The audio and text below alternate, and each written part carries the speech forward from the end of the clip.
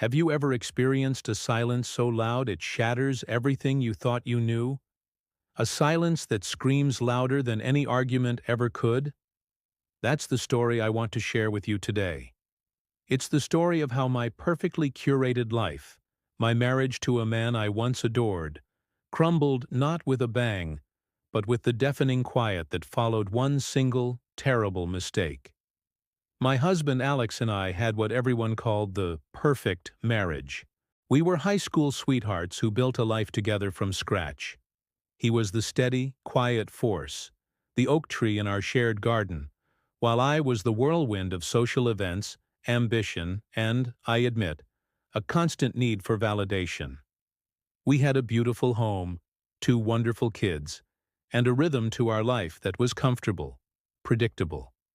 But somewhere along the way, comfort turned into complacency. The little notes he used to leave on the mirror disappeared. The spontaneous weekend trips became meticulously planned family outings. The passion that once defined us simmered down to a low, barely there heat. I started to feel invisible. Alex was a wonderful father and a provider, but as a husband, he was absent. He'd come home from his construction business, tired and covered in dust, and his evenings were spent either with the kids or zoning out in front of the TV. My attempts at conversation were met with one-word answers. "How was your day?" "Fine." "Anything interesting happen?" "Nope." It was like talking to a beautifully crafted but hollow statue. I craved connection, attention, the spark that reminded me I was more than just a mom and a household manager. That's when Mark entered the picture. He was a new client at the marketing firm where I worked. He was charming, witty, and he looked at me like I was the most fascinating person in the room. He listened. He asked questions. He laughed at my jokes and complimented my ideas. He saw me, or at least the version of me I wanted to be seen as. Our professional lunches soon bled into after-work drinks. The conversations became more personal, the texts more frequent, more flirtatious.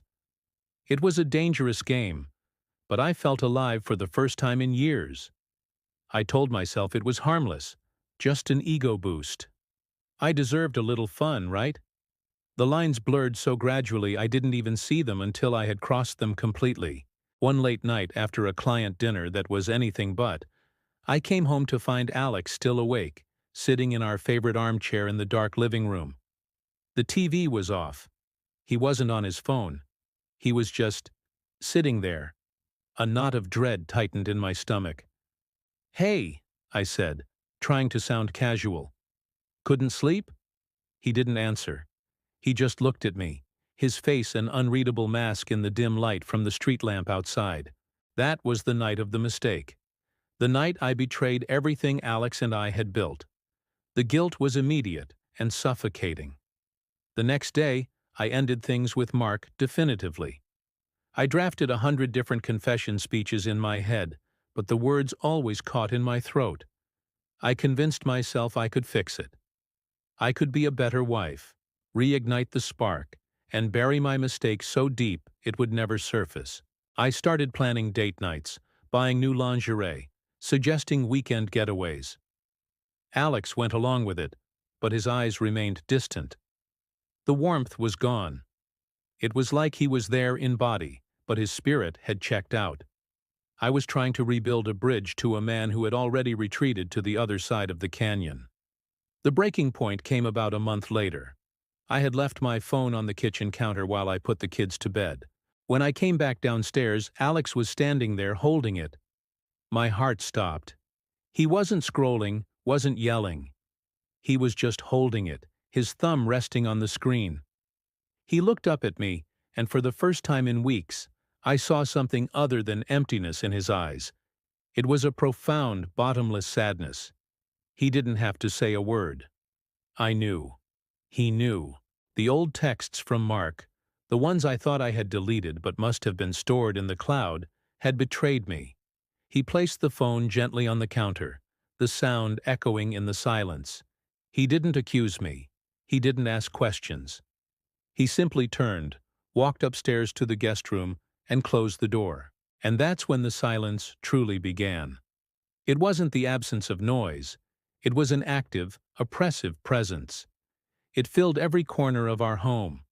We lived like polite ghosts, coordinating schedules for the kids via text messages sent from opposite ends of the house. We'd pass in the hallway and the air would crackle with everything left unsaid. The lack of fighting was worse than any fight we ever had. His silence was a constant, deafening verdict on my failure. I begged. I cried.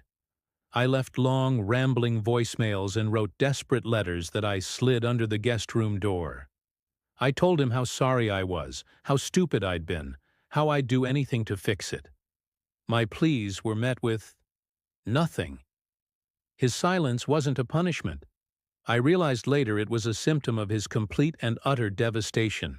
The man I knew, the steady oak tree, had been shattered from the inside out. My actions hadn't just broken his trust, they had broken him. The quiet man I had taken for granted was now silent because he had nothing left to say to me. The foundation of our life was gone, and there were no words to rebuild it. The divorce papers arrived on a Tuesday. Even then, he didn't speak to me about them.